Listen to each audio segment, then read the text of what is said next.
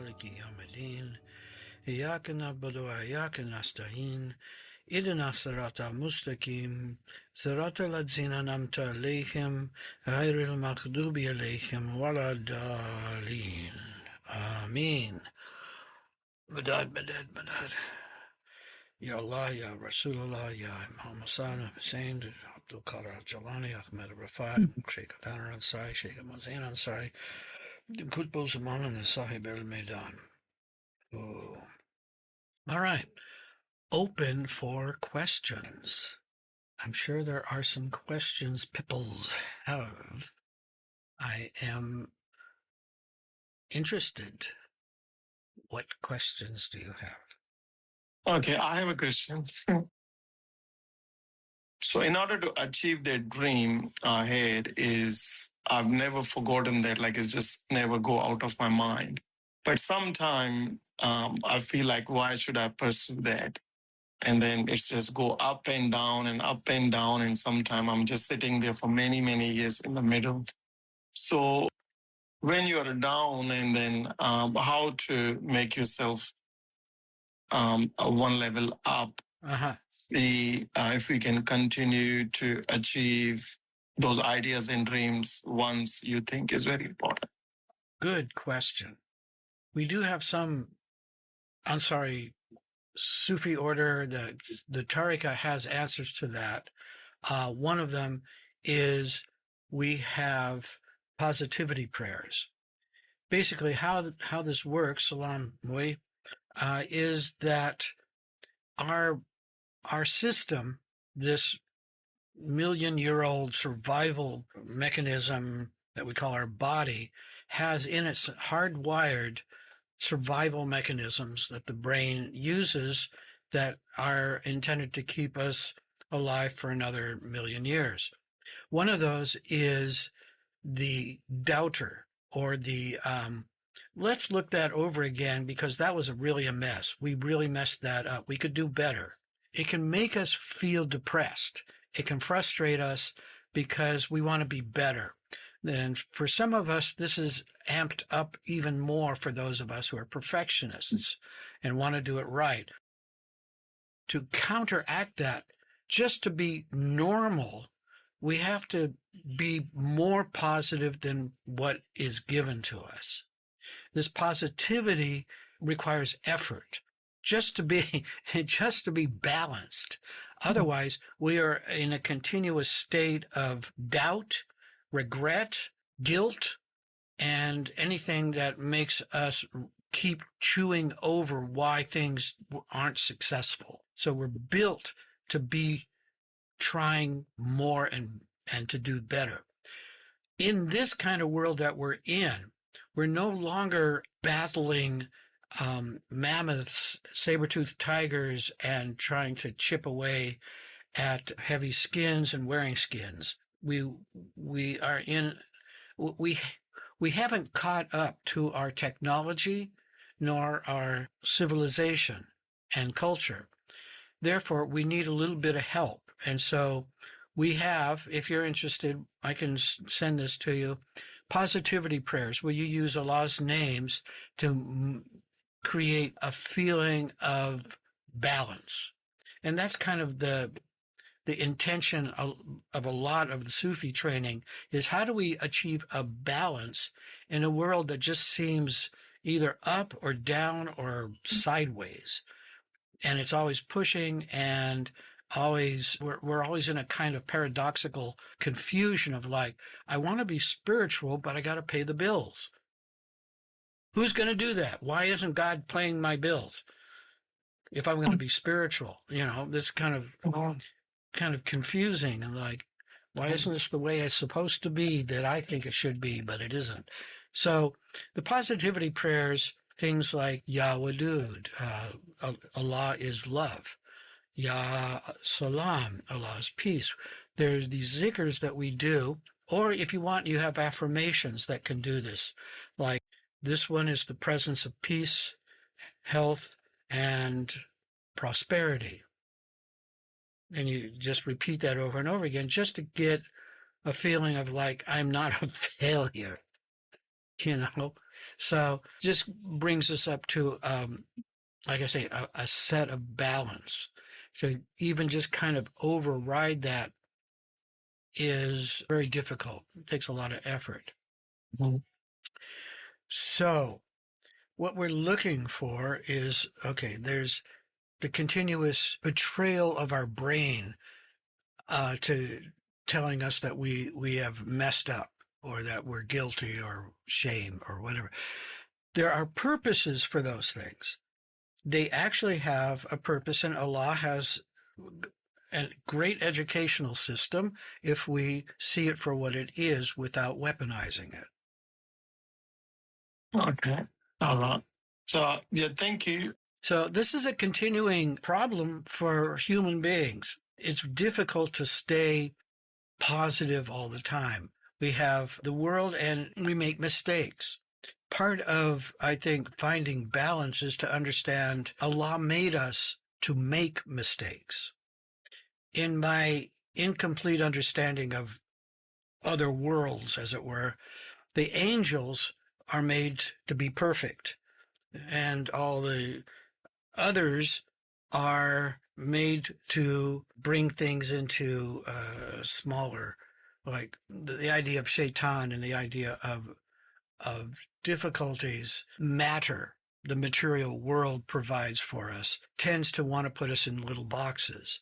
And the idea is that we're connected through Allah, through our heart. But it's very difficult to stay, and this is kind of the other side of it. How do I stay connected to my heart given the world is the way it is, especially at this moment in the state of the world with the war in Iran and spreading out and an idiot in charge of everything, having power. So I don't want to get into politics. I want to mostly talk about how to stay connected to the heart in the dark times.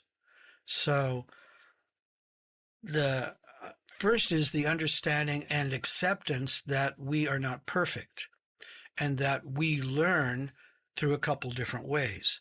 That learning is by making mistakes and learning from the mistakes. The trick is to recognize the mistake, accept it, and say, I would like not to do that again. Now, Allah has provided a little incentive behind these mistakes. One is shame or guilt or regret. These are great motivators to have us do something about it. If we didn't have this painful conscience or this guilt or remorse, we wouldn't do anything about it. That means things are working properly.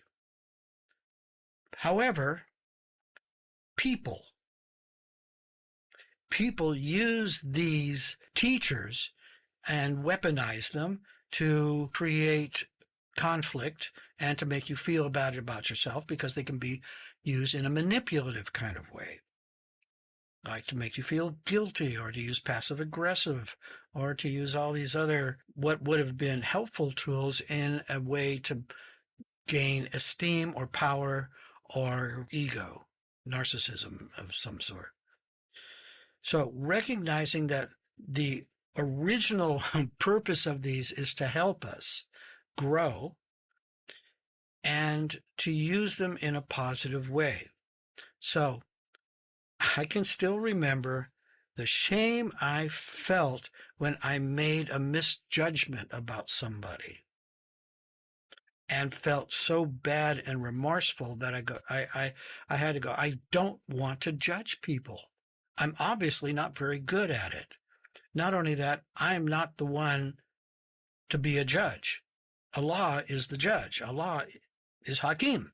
So I would rather Allah do the judging, and I'll just try to do the best I can given what I've been given. But that motivator for me at that time was embarrassment and shame. Those are great. And to understand that mistakes are helpful for us to grow. And it's good to make a mistake. And As someone once has said, I think it was me, failure is always an option. Failure is good. Failure teaches better than success. There's more information in failure. Success means that you haven't learned anything. There's no, so you can walk, you can put one foot in front of the other. Yay. You learned that. You learned how to tie your shoes. Can we move on? And so what this gives me is the idea that we need to keep growing. And growing isn't always comfortable. As a matter of fact, if you feel comfortable, enjoy it for the moment, but it's not going to last if you want to continue to grow. Now, the other teacher that Allah has provided us is pain. Pain is a fantastic teacher. And anybody who's ever tried to build anything knows what the hammer on the thumb feels like. You weren't paying attention. I better pay attention to what I'm doing. Or, tripping over something, or, whatever it is. And the idea that is being human. We don't have a choice about that. This is what we've been given. However, if you look at it in the way of like, this is a blessing, Allah could have made us just what you are is what you are, and that's it. That's all you got. You can't do anything with it. How would you feel? Oh my God. There's nothing I can do about it. This is a lock. That would be horrible. That would be a hell, wouldn't it? So, thoughts, comments on that? Just have made us perfect, so we didn't have to worry about the pain, and we could have also just been happy. Yeah, except you couldn't have been perfect because there's always more. So that's kind of like joking. It doesn't work. Allah is infinite. The worlds are infinite. The learning that we have is infinite. And you want to stop here? Yeah. I think the Rumi talks, like he says that your mistakes can lead you to the truth. That is true. Right. Absolutely. So, yeah. But you have to accept it. And this is the hard part, is to go, you know what? As a friend of mine once said, this is a place you have to get to. You know what? I suck. Or if you like, this one sucks. There's no perfection here. Mm-hmm. There's only learning and growing. If you were to say, oh no, everything's perfect just the way it is, we're going to enter a conflict of some kind at some point. Rosie, you have something to say? There are, and I have heard this from people in various traditions that do tell you that everything is perfect. Everything is just the way it's supposed to be. And I've always taken that as it's what it's supposed to be right now, so that we have the opportunity for something. It's perfect in that way. But it's also been kind of like, yeah, okay, perfect. Yeah. I know what you mean. There is a moment in awareness that you see things as in going beyond haqiqat. This is marifat. You're seeing everything is just perfect, just the way it is. That doesn't mean you don't learn or that you don't make a mistake. It just means it's all set up fine. It's up to you to make it work for you and for you to grow from it. Those glimpses, those moments are encouraging and satisfying. And it's like, oh, it brings hope. It's like, okay, yeah, I got a little piece of it, you know? To stay in that state, and we're talking about marifat, you have to be so surrendered that you, and this is how I understand it, that you're in synchronous motion and energy with Allah.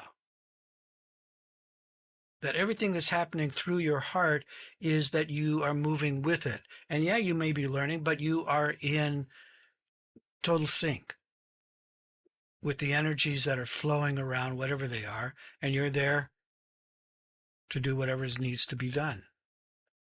You're still in service.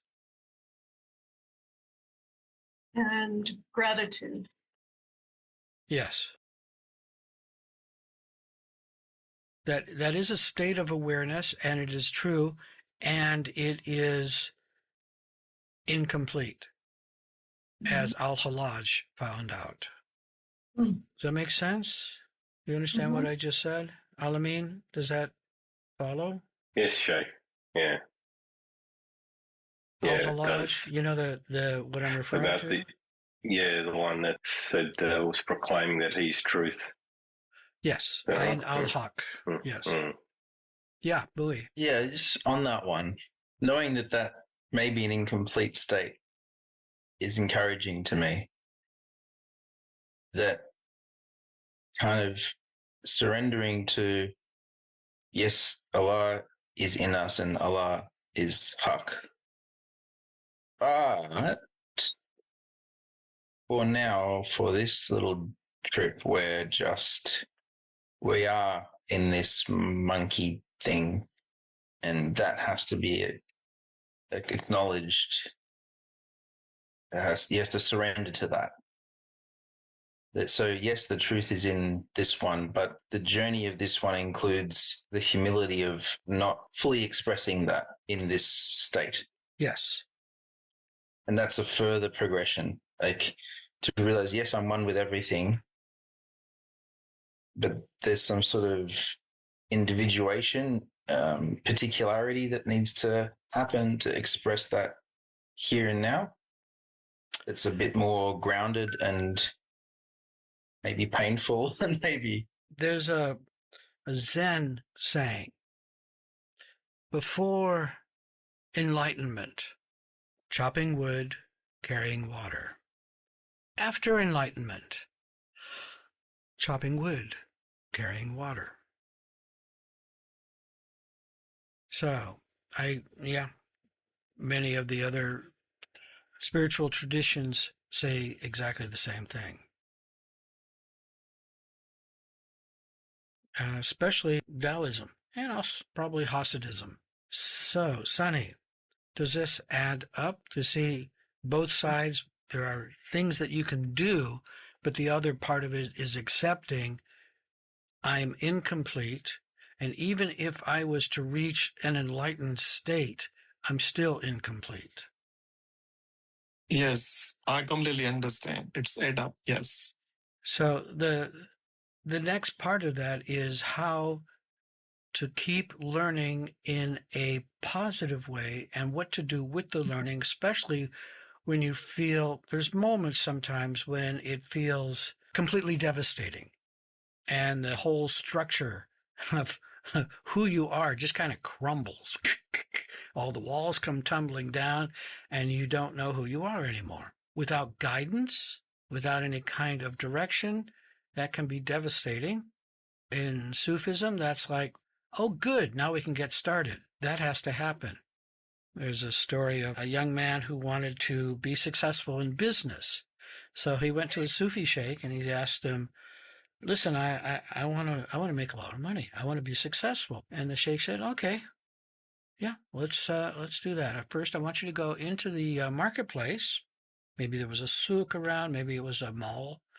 And just to tell everybody, just wail out how incomplete and stupid you are, and that you're insane, and that you're crazy, and that you have no idea what you're doing. So just rip your clothes and go into the mall and just tell everybody that. So he does. He comes back kind of ashamed and everything. He says, okay, now what? He says, okay, get a tray and get some nice glassware and put some perfume in it that's really nice, and go around and see if anybody would like to buy it. So he does, and he sells a couple, comes back to the sheikh, and he says, okay, I was able to sell all of them. He says, okay, now take the money, open a stall in the mall. And he does, and he gets more and more business and becomes quite successful and is able to open some other stalls in other malls. And he goes back to the sheikh and he says, how did you know about this business thing? I thought you were a spiritual sheikh. He said, well, listen, I just did what we do on a spiritual level, just the same thing. I found that really useful in a lot of ways. Okay. Good question, Sonny. It's going to happen no matter what you do, no matter how you prepare. There will be times that you go up and sometimes you go down. The way I sometimes have to think of it is, imagine that we're on the ocean. And if you're a cork, or anything, it's going to go up and going to go down. But if you have weight with you, if you go up, the weight's going to pull you down. And so when you go down, you keep going down. The idea is to stay light and be able to take the ups and the downs and just kind of float along and know if you're going up, it's going to go down. If you're going down, it's going to go up. C'est en vif. That's life. I have a follow-up question. I have another question. Yes, sir. So sometime with me is a little bit other way around. It's my personal experience. I don't want to have so much, but my soul wants me to take to that journey. What to do when you are in between. Sometimes it's interesting. You feel good. You want to do it. You want to do so big. And you can even feel it. It's so big that your mind can't comprehend sometimes. But then you can't be bothered to do so much because you're happy. You're already happy what you have, right? So your mind sometimes asks you questions like, why bother doing so much, so big? Are we talking about spiritual matters? Yeah, it's spiritual matters. So it's like when you have a fight between your mind or the worldliest or what it wants to do, and then you have this spiritual where you see your soul is taking you to places which is far beyond, like too big. So how to manage the both worlds in a way that you're not thinking, you're not living in this world, you're just going through spiritual. Yeah. I'm going to pass this over to the students, and they will inform you. My first reaction was I thought you were talking about being really rich and having too much going on, and I was going to say, you can give some of it to me. Lighten the load? But if you're talking about, oh man, I remember being in that place where things felt like they were going too fast. Is that what you mean? Like where your sort of expansion, spiritual expansion is happening at a rate that you're uncomfortable with?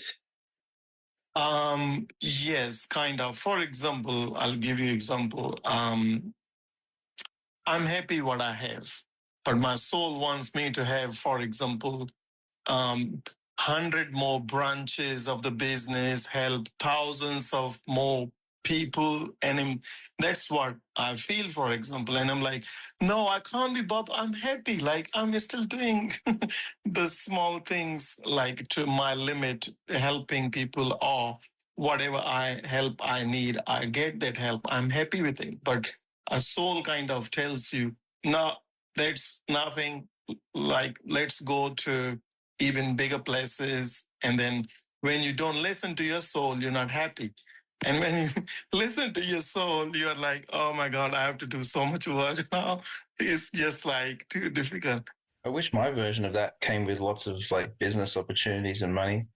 My soul just keeps telling me to work with disadvantaged Aboriginal children. They don't pay very well.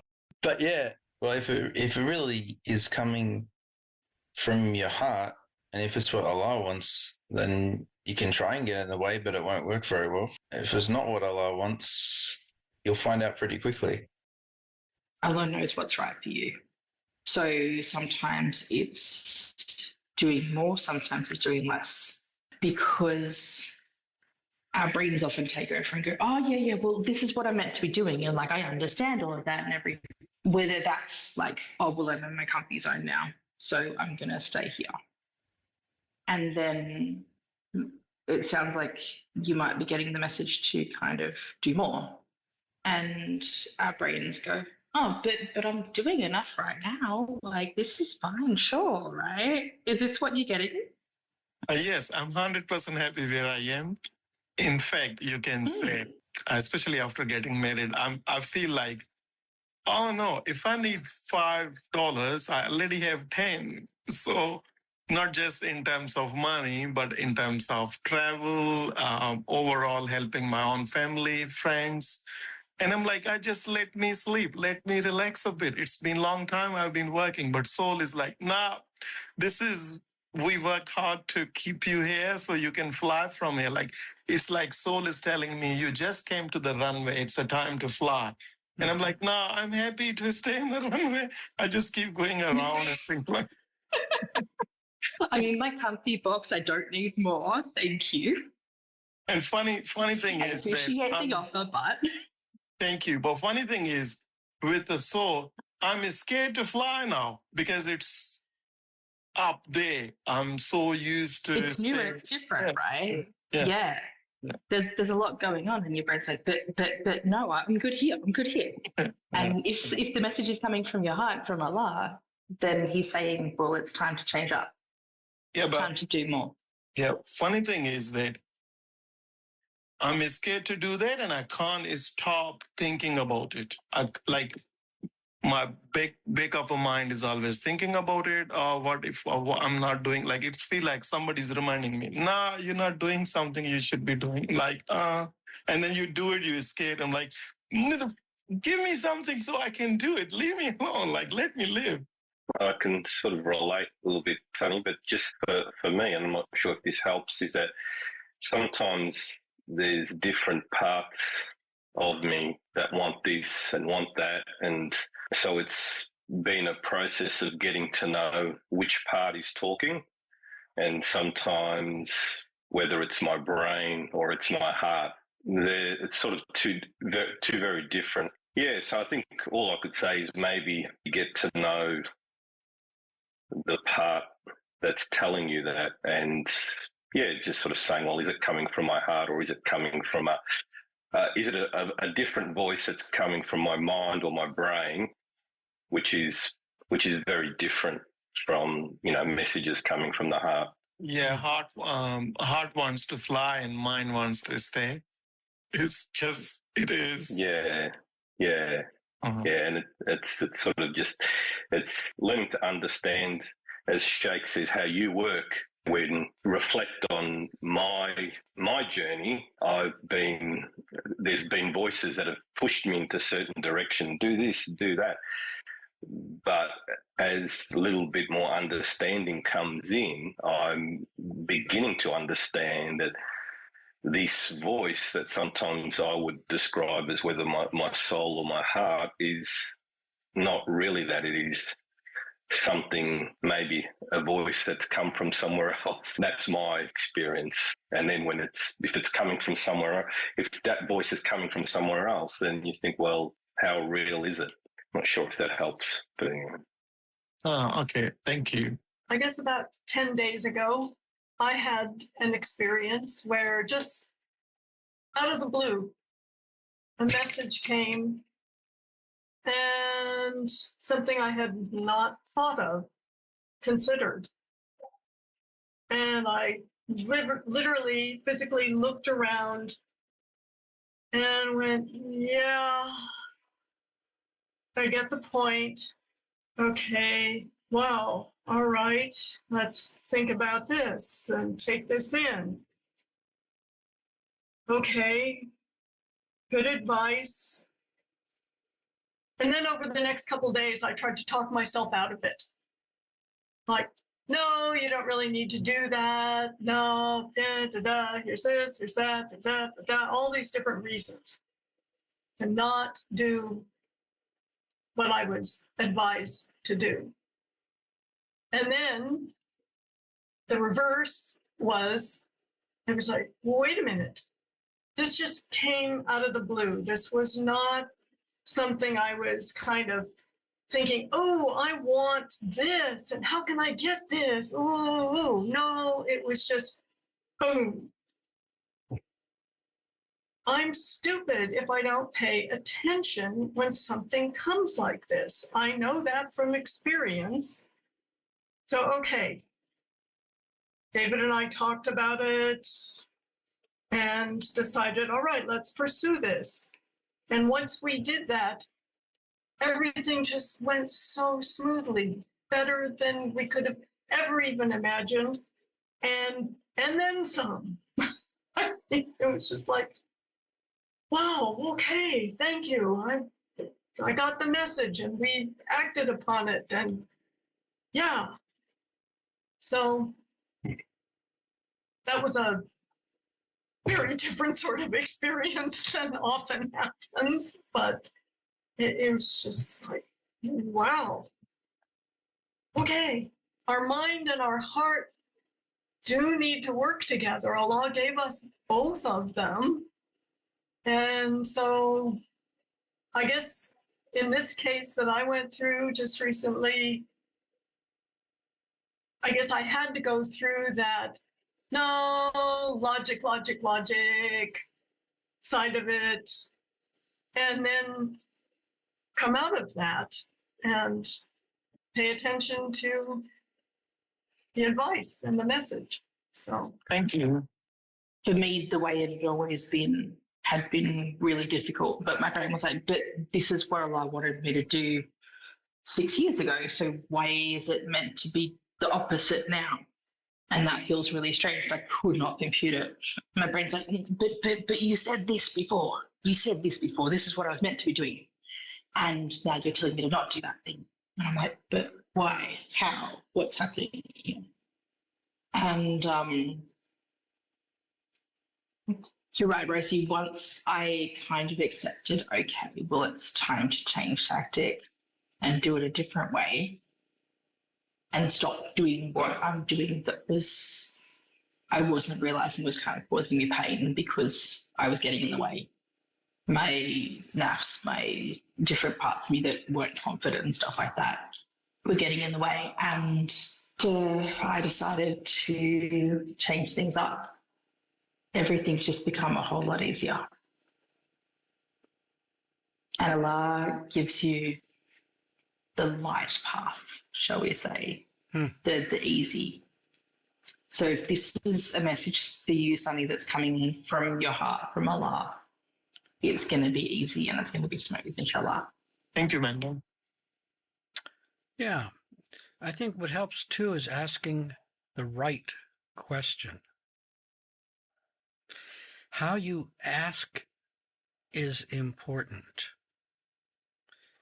Very often, what our sheikh would say would be, is this something you want for me, Allah? Or to ask, Allah, help me know what is best for me. Then you are asking the right one in the right way. I want to do the right thing. What is this the right thing for me? Then the next part of that is how to listen. Yeah, there is the heart and there is the nafs. And usually the difference, at least for me, is if it starts with I, that's usually nafs. I want this, I want to do this, I want me, that kind of stuff. That's nafs. If it comes in as going, it'd be good if we did this. And if it comes from the heart and it feels like and you try and get rid of it, and it doesn't go away. Not that you should argue with it, that because the way the heart works is, if you want to argue with it, it'll just go away. It really is not interested in that. It's not interested in logic. It's not interested in any of that kind of stuff. It's interested in being happy, in the sense of being. What it does is it makes us feel content. That it makes us feel whole. The brain very often makes me feel kind of fractured. Like, yeah, this part's okay, but this part, I don't know. I'm going to ignore that. But that's not whole. We want to be a whole human being in Sani Camille. So to do that, we need to identify the voices that we hear or the feelings that we have. Sometimes, well, we use Zahir and Batin as our guide for finding out what is true. What's the reality here? So we want to get an outer and an inner confirmation. We don't want to depend on one or the other. That's the balance that we're looking for. So let's say, yes, I want to take a trip. I want to go somewhere. I want to get on the plane. I want to fly. Okay, that starts with I. Okay, okay, that's not real helpful. So I need to get some kind of feeling of like, okay, that's what I'm getting from inside. What am I getting from outside? And there you turn your observation skills to what's going on around you and see if anything from the outer world is giving you a thumbs up or thumbs down or a nothing. And you determine using these tools to come to some kind of conclusion. Sometimes I find if I'm getting this feeling or a voice that's coming out, well, you should do this, or this is happening, and I don't trust my imagination because it's overactive. I'll just deny it and I say, no, I don't believe it. And if it comes back 2 more times, I'll go, okay, this looks like it's a happening thing. I think I need to address it in some way that seems to be appropriate. So it's up to you. You know, part of this, as we've said, is you learning you, how you work. How do we get you, or how do you get you synchronized with Allah so that you can hear what your heart is saying and accept it? And then you're also going to get stuff from your brain and your mind and your nafs, and you go, okay, what do I do with that? Again, asking Allah, okay, I'm not sure what's going on here. Could I have some guidance, please? Allah, what is best for me in this situation? And then shutting up and listening, and however long it takes to get an answer that your heart goes, yeah, okay. I'm sorry, that's a little graphic, but that's kind of what works for me. Usually I'll argue and I'll come up with all kinds of really good reasons, and my heart's going, no. Remember what I was talking about? Can we go back to that, please? So the heart's very quiet. It isn't insistent unless you're really starting to go off kilter. You know, sometimes it's about also just like realizing maybe it's something to try and see how it goes. This is also a way of learning about the heart, that you go for it and you go, okay, I'm going to find out if this is heart or whether I'm out of my mind.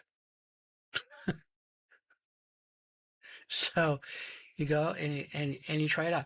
Now, this is another aspect of learning. I didn't touch on it before, but this is the one we call facing your fears.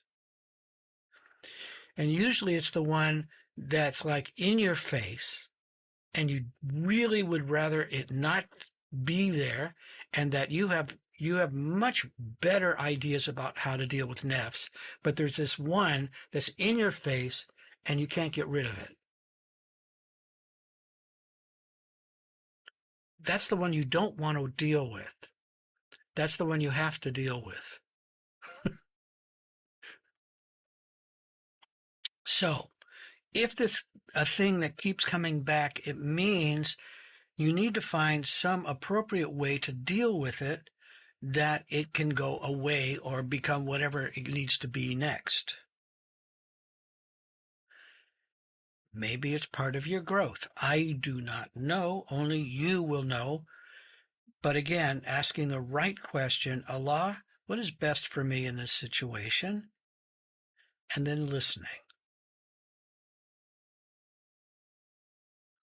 I don't know the answer because this is your suluk. This is your path. Nobody has your path. So take the steps. And as they say in old Jewish Buddhism, the journey of 1,000 miles begins with one. Oh, my back. Oh, God, what is going on here? Oh, jeez. Yeah, everyone's answer when I join it kinds of give me a picture. Yeah. Good. Thank you. You're welcome. I have experienced that when something comes along, a feeling about something, or you get an actual audio message or an image of something, and it's completely not the way you usually think or the way you usually look at something or what you could, just those are the things to pay attention to, because they really, it's like, no, turn and look at this. Sunny, you say, I'm happy, I'm in my space, things are good, things are balanced. Why would I want to leave this? So, but as Sheikh says, it's your suluk and your choices. So, inshallah, everything will go beautifully, and you will learn. We will learn. One way or another. All the great heroic stories start like that. Come on an adventure. No, I don't want to. I'm fine. I'm happy now. أعوذ بالله من الشيطان الرجيم بسم الله الرحمن الرحيم الحمد لله رب العالمين الرحمن الرحيم الحمد لله رب العالمين إياك نعبد وإياك نستعين اهدنا الصراط المستقيم صراط الذين أنعمت عليهم غير المغضوب عليهم ولا الضالين آمين. Salaam Alaykum wa rahmatullahi wa barakatuh. Thank you, Sheikh. Thank you, everyone. Thank you. Shukran, everybody. Salam. Have a good time. Salam.